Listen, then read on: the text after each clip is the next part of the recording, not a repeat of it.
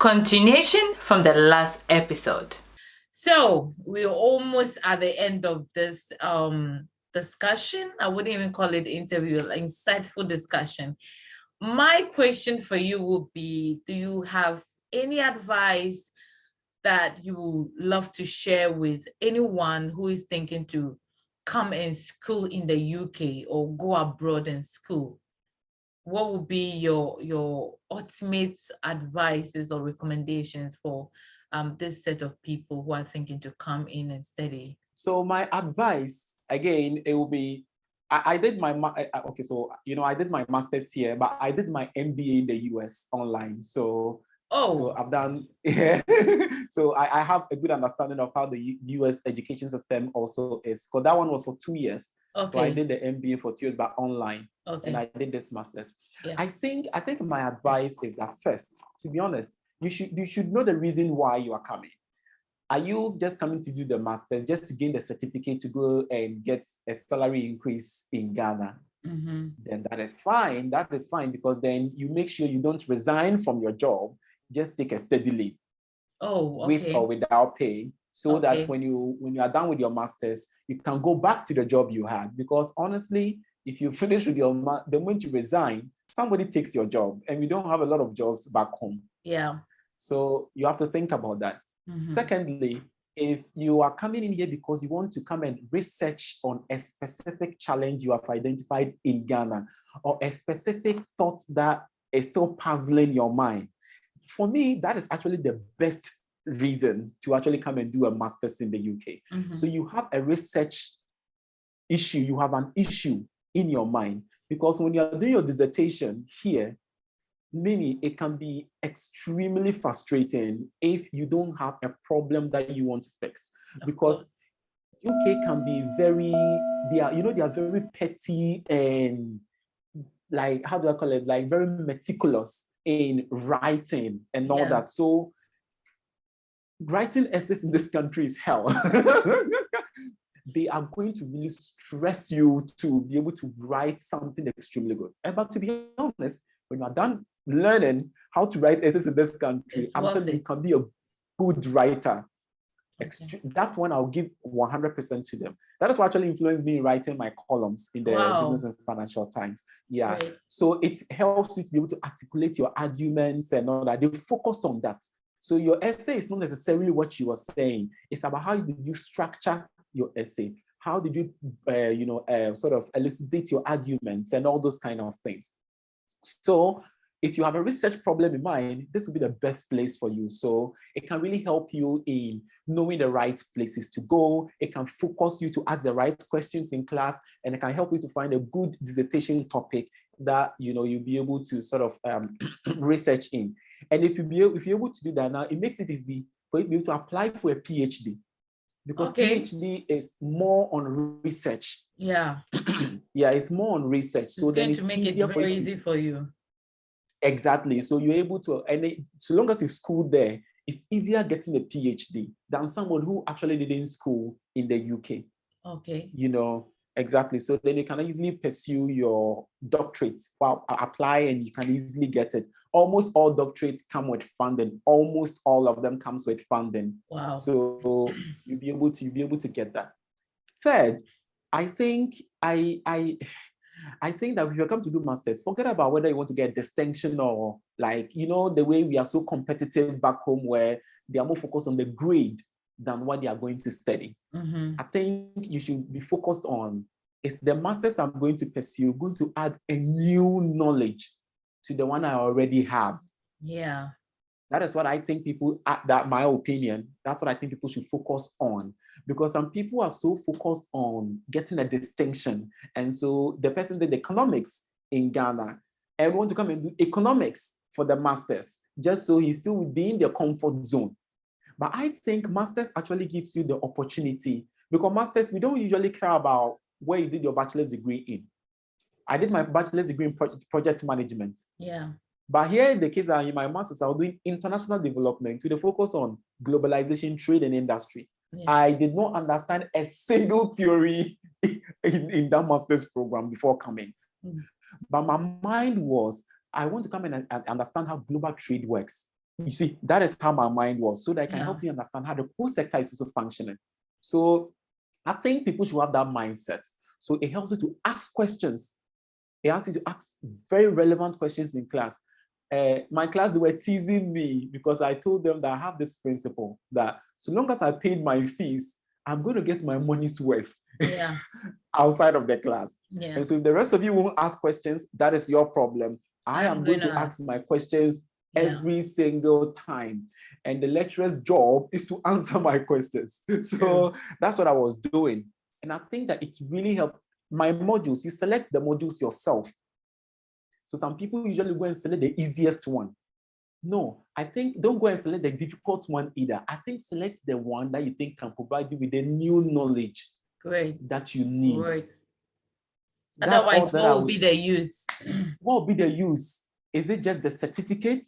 No. Lastly, is also around the public lectures that most of the university institutes or department organizers. That is not part of your master's program.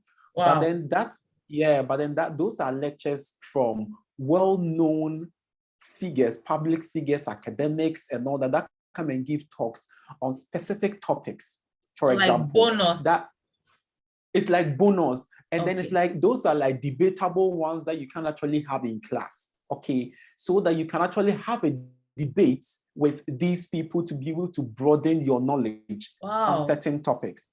So one of them, I can give you an example. Like when I was in Manchester, there was this woman, I've forgotten her name, that came to give a lecture on why the West don't understand China.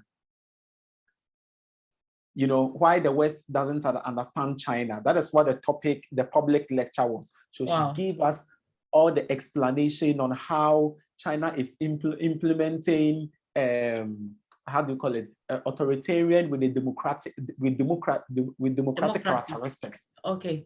Like, and so they came to explain the complexities of how China manages the economy that the West would never understand. Because you would see China as a communist country or a socialist country, yet they are also highly capitalistic. You know, we have a lot of entrepreneurs that who do business, they know how to do capitalism very well, but they are not the US that you think they should. So you have public figures that understand things in different perspectives. So they'll come in and give you their context. And it's going to be you, other academics are sitting in the room that will now you be questioning the person. You can challenge the person and all that. So you're able to have that kind of discussion. You gain new knowledge you wouldn't have gained in class. And that is so useful in terms of even getting a connection, a network. Because after the lecture, you can easily go and greet the person and say, oh, my name is Kwame, and I would really love to have a further discussion with you. And people, you see them big on TV, they are so accessible. You send them emails, they will respond to your email. Yeah. You know, so that is another one that I really think people shouldn't really miss. So the open-mindedness, it will allow you to be very open-minded. And that's an option. You can choose to attend it or not. So one has to take advantage of it. Take advantage of it. Like, because I think there's people don't understand the difference between I disagree, I understand you. I understand you means you listen very well to what the person is saying. You understand where the person is coming from. You don't necessarily have to agree to it, but you understand the person. So when you are replying with the knowledge that you understand what you're saying. So I'm giving you a counter argument. Yeah. If you don't understand, how can you agree or disagree? Exactly. But you know, in Ghana, people would immediately disagree with you even before you end your statement. Before you argue or explain your perspective, elaborate on it and digest into it. People already don't want green. It's yellow. Don't tell us it's orange or green and why you think it's green. Yeah. I think it's the same here. I'm not like I keep saying, I think Ghanaians' way of thinking is, I'll argue, is even much better than people's way of thinking in the UK. I'll always argue on that side.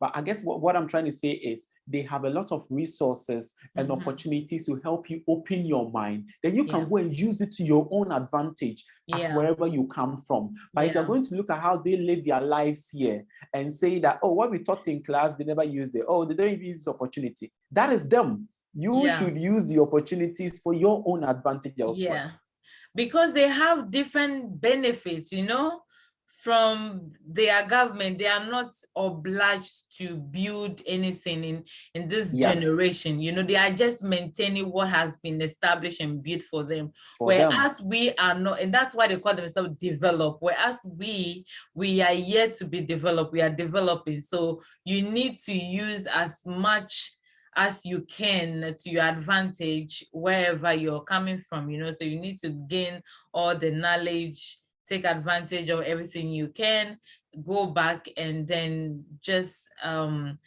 feed the information back to the people who really needs it, so an impact can be made. No, Mimi, you said a very, very good thing. Like I don't know how you were able to summarize. You were able to summarize things, use the right words to summarize things in the way that I wanted to. I was like, whoa, like she's summarizing it very well. I'm learning from the best. No, like you said a very good point that they do not have the incentive to do critical thinking or to do whichever thinking that is required, because somebody has already developed what they have for them. All they have is to use it or maintain it. We are the ones that have an incentive to do critical thinking, because we have a lot of things to do in our country. Exactly. We have a lot of problems to fix. And so we have to, so that's why our thinking needs to be way different. Yeah. Our focus needs to be different. Yeah. So I just want to say that you said it right. It actually is. I always feel like my way of thinking and seeing things, I feel like it's much better than an ordinary Spanish person, much better than an ordinary English person. And this is based on the fact that I am independent from the background that I'm coming from. I had to depend on myself. I had to think for myself. The government doesn't do anything for me. You know, I don't rely on the government even for basic needs like water, like electricity, not alone school fees, no healthcare or anything. Whereas a Spanish fellow or an English fellow has the government that has laid down infrastructures and systems that supports them, even if they are coming from a disorganized home.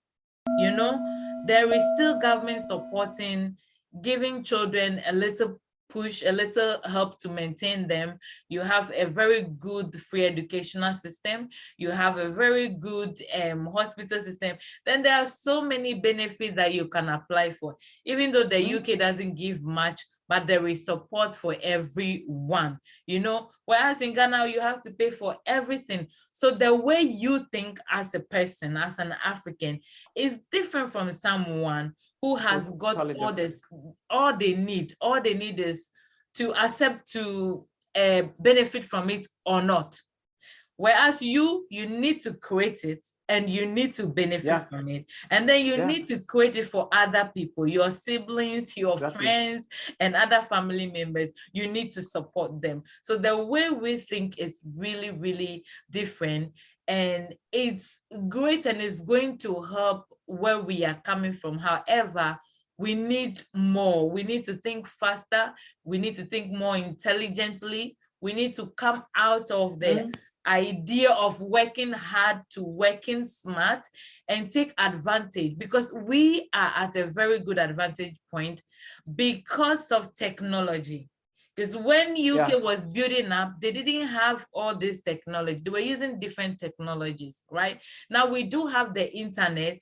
We see things and we can copy, not necessarily paste, but adjust it to fit us, our environment, our mindset, and the kind of people and culture we are coming from, you know? So it's much easier for us to develop and develop quicker than they had, because they didn't have all these new technologies that we are having. That's the one advantage that developing or underdeveloped countries do have. You know, we don't have to sit comfortably in there and say, okay, this is how it is, so the best thing is to run away, because we don't belong here. And our mindset is different. Our upbringing is different. We can consume and gain the experience from here, but this is not where we belong to. And if we keep running, who is going to fix it?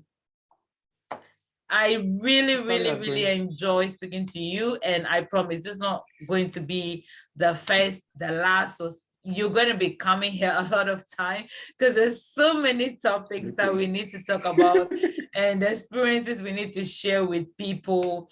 I also, of course, you're an entrepreneur. You were doing businesses before you already came to the UK, and now that you have acquired more knowledge in the entrepreneurial sector, I would love you to share more knowledge on my platform. So thank you very much for honoring this invitation. It's been very insightful, amazing, very educative speaking to you, and thank you for all the free information you've given to me and my viewers. I hope that they'll be able to work around it and make use of all the information that you shared. I will also share, with your permission, share your LinkedIn. Yeah, sure. Yeah, so if people are interested in getting in contact with you and maybe they could get some inspiration, some motivation, because this is motivated and inspired. So yeah, I'm going to share that. Thank you very much for coming, Kwame. Thank you very much. It's been an honor to host you. Yeah, thank you very much too. It's been a pleasure being on the show. I'm happy. So this is it for this segment. I'm going to bring you more. Thank you very much for sticking and staying true with me. As I always say, be you, be bold, say whatever you want to say, do whatever you want to do, as long as you're not hurting anyone. But most of all, stay motivated and inspired. And I'll see you in the next video. But for now, adios.